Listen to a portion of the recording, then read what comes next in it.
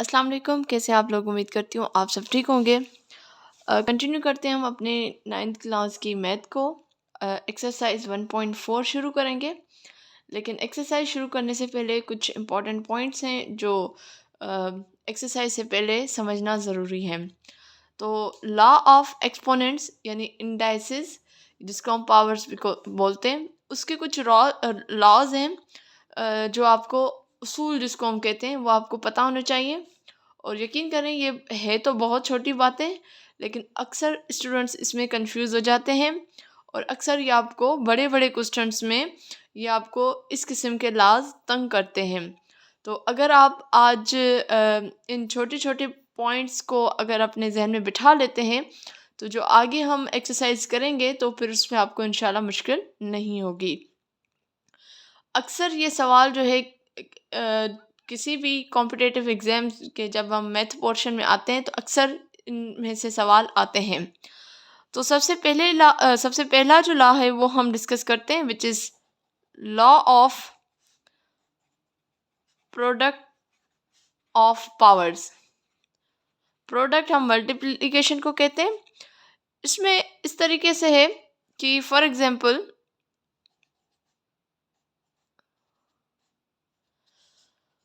दो इस तरीके से अगर आपके पास क्वेश्चन दिया गया है, चले इसके ऊपर भी हम पावर देते हैं, like 3 power 2 multiply 3 power 5। Now here the base is 3 for the both questions and when we have same basis, जब हमारे पास बेसिस सेम हो, लाइक यहाँ पे बेस क्या है 3 है और यहाँ पे बेस क्या है 3 है, तो हम पावर्स को ऐड करते हैं। Law of product of power में का मतलब ही यही है कि when the basis are same then powers will be added. तो हम बेस हमने लिखा, जो पावर्स हैं हम उनको ऐड कर देंगे, तो हमारे पास जो आंसर आएगा दैट विल बी 5 में 2 ऐड करेंगे तो ये हो जाएगा जी 7। ये आपका आंसर आ गया। बजाय आप इसको इस तरीके से करते 3 मल्टीप्लाई 3, 2 टाइम 3 लिखा, फिर 5 टाइम आप 3 लिख रहे हो, 1 2 3 4 5 टाइम 3 एंड 2 टाइम 3। इस पावर्स का मतलब तो ये, अब हम इसको सॉल्व करेंगे। 3 3 द 9, 9 3 द 27, 27 को हम फिर 3 से करें, करते करते करते करते डोंट यू थिंक कि ये दिस इज द बेस्ट, हम इसका इस तरीके से आंसर निकाल कर रख दें। ठीक है, this is the first law of exponent. जो सेकंड लॉ है वो है law of power of power. Law of power of power मतलब 2 टाइम पावर हो। फॉर एग्जाम्पल एक क्वेश्चन है हमारे पास 5, उसके ऊपर पावर है 2 और फिर एक और होल पावर है विच इज 4। तो फिर हम इसको कैसे करें? अक्सर यहाँ पे स्टूडेंट कंफ्यूज हो जाते हैं। वो क्या करते हैं, वो इस तरीके से करते हैं कि 5 लिखा और जो दोनों पावर्स उनको ऐड करेंगे, which is totally wrong. Add नहीं करना, बल्कि आपने दोनों पावर्स को आपस में मल्टीप्लाई करना है। तो आपने दोनों पावर्स को मल्टीप्लाई किया तो 5 4 2 ज़ा 8, ये इस तरीके से इसका आंसर आ जाएगा। ठीक है, थर्ड जो इम्पोर्टेंट पॉइंट है which is law of power of a product. पहले था law of product of power, अब जो है वो है law of power of product. Law of power of product, इसमें देखिए, इसमें इस तरीके से है कि आपके पास दो वैल्यूज़ हैं और उसके ऊपर होल पावर आपके पास दिया गया है विच इज़ 3। तो इसका क्या मतलब है? इसका मतलब है कि x के ऊपर भी पावर है और y के ऊपर भी पावर है। ये इसका आंसर हो जाएगा। बहुत आसान है। इसका एक और मैं अगर लिखूं तो अगर हम इस तरीके से लिखें 8/9, एक ब्रैकेट है और दूसरी ब्रैकेट है लेट सपोज 7/11। ठीक है, ठीक, अब इसके ऊपर हम होल पावर दे देते हैं 3 की। तो इसका मतलब है कि 8/9 के ऊपर भी जो है वो पावर है 3 की और 7/11 के ऊपर भी पावर है 3। ठीक है, तो this is the law of power of product. ठीक है, तो हमने तकरीबन 3 पढ़ लिए। अब हम आते हैं नंबर 4 की तरफ, which is law of power of a quotient. Law of power of quotient. Quotient की बात हो तो समझ लें कि डिवीजन की बात हो रही है। तो इसमें इस तरीके से अगर है 5/8, अपॉन मतलब 5 जो है वो अपॉन में मतलब डिवीजन में है, और उसके ऊपर पावर है जी, होल पावर है। तो इसका मतलब क्या है कि इसका मतलब है 5 के ऊपर भी 3 है और 8 के ऊपर भी क्या है, पावर है 3 की। तो ये बेसिक चीज़ें आपको आनी चाहिए। अब इसका एक और है which is the last law, law of quotient of power. This is the law of power of quotient and this is the law of quotient of power. इसमें क्या होगा कि व्हेन दी जब बेसिस जो है वो अपॉन में same हो, यानी यहाँ पे भी 3, इसके ऊपर अगर पावर है जी 3 और इसके ऊपर पावर है 2, तो इसमें जब डिवीजन में आ गई, क्वोशंट में आ गया, तो आपने क्या करना है, जो पावर्स हैं वो माइनस होंगे। पावर्स क्या होंगे, माइनस, यानी 3 - 2। ये माइनस कुछ भी नहीं है, ठीक है, ये गलती से ये लाइन लगा देती हूँ, दिस इज, ठीक है। चलो इसको मैं दोबारा कर लेती हूँ, यहाँ पे कंफ्यूजन ना हो जाए। ये हो जाएगा 3 और ये 3 - 2, ये 3 और ये जो पावर माइनस, ये माइनस, इसका कॉन्सेप्ट इस तरीके से देखिए, ये +2 है ना, यहाँ पे ये ऊपर जा रहा है, ये ऊपर जाएगा तो प्लस में ऊपर जाकर ये किस में हो जाएगा, माइनस में। अगर नीचे माइनस में होगा तो ऊपर जाकर प्लस में हो जाएगा। तो ये आपने अपने जहन में रखना है। तो 3 में से 2 गया तो 1 बचेगा, 1 देने की कोई ज़रूरत नहीं है, ठीक है। तो ये जी 5 जो थे आपके पास बेसिक लॉज थे। अच्छा, अब कुछ और एक दो इम्पॉर्टेंट पॉइंट्स हैं। अगर आपके पास एक नंबर है, लेट सपोज -2 है, और ऊपर अगर पावर है, तो वो अगर पावर इवन है, पावर इवन है, तो ये आपका जो भी नंबर होगा ये आपका पॉजिटिव हो जाएगा, ठीक है।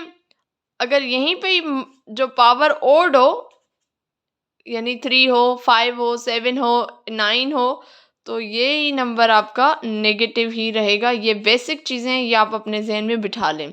और किसी भी पावर के किसी भी नंबर के ऊपर पावर जो है वो 0 हो तो ये = 1 बन जाता है।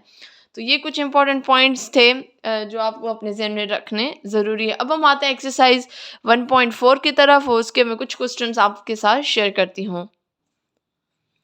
तो एक्सरसाइज 1.4 है, सिंप्लीफाई द फॉलोइंग, यानी क्वेश्चन नंबर 1 में हमें कुछ क्वेश्चंस दिए गए हैं, यानी 3 क्वेश्चंस हैं, यानी 3/5 अपॉन 3/2। तो आपने इसको सॉल्व करना है।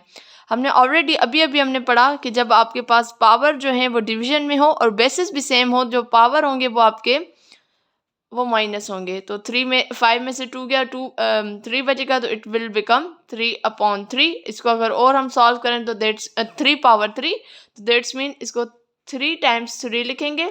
3 3 9, 9 3 27, तो ये 27 इसका क्या हो जाएगा, आंसर हो जाएगा, ठीक है। बजाय आप इसको इस तरीके से करें जी, 3 × 3 × 3 × 3, 1 2 3 4 5 और नीचे 2 टाइम, और ये एक ये ख़त्म, एक ये ख़त्म, एक ये ख़त्म। फिर भी आप इसे ऐसे भी कर सकते हैं, लेकिन ये तब तक सही है जब तक आपके पास वैल्यू बहुत कम है। अच्छा, इसका एक क्वेश्चन नंबर 2 की तरफ आ जाते हैं। 2/4 ये पॉइंट है, पॉइंट का मतलब है मल्टीप्लीकेशन, और 5/3 अपॉन 10/2। अब सबसे पहले यहाँ 2 है, यहाँ 5 है, तो हम इस 10 को भी ब्रेक डाउन करेंगे और फिर इसको 2 और 5 में लेकर आएंगे। इस तरीके से 2/4 और 5/3, इसको मैं इस तरीके से कर सकती हूँ ना, 2 × 5, 2 5 10। अब ये 2 जो है पावर इसके ऊपर भी आ जाएगी और ये पावर इसके ऊपर भी आ जाएगी। अगर इसको मैं सॉल्व करूँ आपके अंडरस्टैंडिंग के लिए, 2 और इसको अगर मैं सॉल्व करूँ तो 2 2 4 और 5 5 25 और 25 4 100। और अगर इसको मैं सॉल्व करूँ यानी 10 × 10, तो इट विल 10 10 100 ही हो जाएगा। तो इसका मतलब हमने सही इसको किया है। अब देखें, ये अब ये और ये बेस सेम है, ये और ये बेस सेम है, तो ये 2 4 - 2 5 3 - 2, तो ये 2, 4 में से 2 गया तो 2 बचेगा, और 5, 3 में से 2 गया 1 बचेगा। ठीक है, तो यहाँ पे इसको और अगर हम सॉल्व करें, ये हो जाएगा 2 मल्टीप्लाई 2 मल्टीप्लाई 5, 2 2 4, 4 5 20, तो ये 20 क्या हो जाएगा जी, आंसर हो जाएगा। इसी का एक और हम क्वेश्चन करते हैं, question number 3, which is the last question of this question, and इसी आज की वीडियो का भी ये लास्ट क्वेश्चन है। तो इसको हम सॉल्व करते हैं। a plus b square and c plus d cube, ठीक है, अपॉन a प्लस बी, ठीक है जी, और ये c प्लस डी स्क्वायर। अब इसका मतलब है कि ये a plus b whole square मतलब 2 टाइम a प्लस बी, तो हम लिख लेते हैं a प्लस बी, ठीक है जी, और इसका मतलब है 3 time c plus d. Okay, ये 1 टाइम, ये 2 टाइम, और ये 3 time, upon again a plus b जो 1 टाइम ही है, और ये c प्लस डी कितना टाइम, 2 टाइम, ठीक है जी, c प्लस डी। अब a प्लस बी खत्म, c प्लस डी खत्म, और ये c प्लस डी खत्म।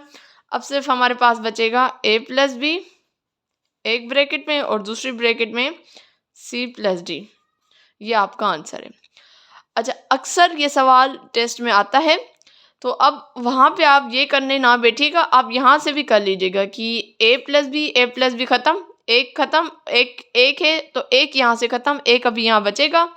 c प्लस डी 2 है और c प्लस डी 2 टाइम यहाँ से खत्म, तो 1 टाइम a प्लस बी बचा और 1 टाइम c प्लस डी बचेगा। तो आप सिंपली ऐसे भी आंसर निकाल सकते हैं, आपको इतना करने की ज़रूरत नहीं है। अगर आप स्टूडेंट हैं तो फिर तो आप ये पूरा सॉल्व करें ताकि आपको प्रैक्टिस हो जाए, और अगर आप किसी जॉब के लिए HST के लिए अगर आप तैयारी करें तो प्लीज़ कोशिश करें कि मेंटल मैथ करने की कोशिश करें, ठीक है। इंशाल्लाह हाज़िर होंगी नेक्स्ट वीडियो में, तब तक मुझे दीजिए इजाज़त। अल्लाह हाफिज़।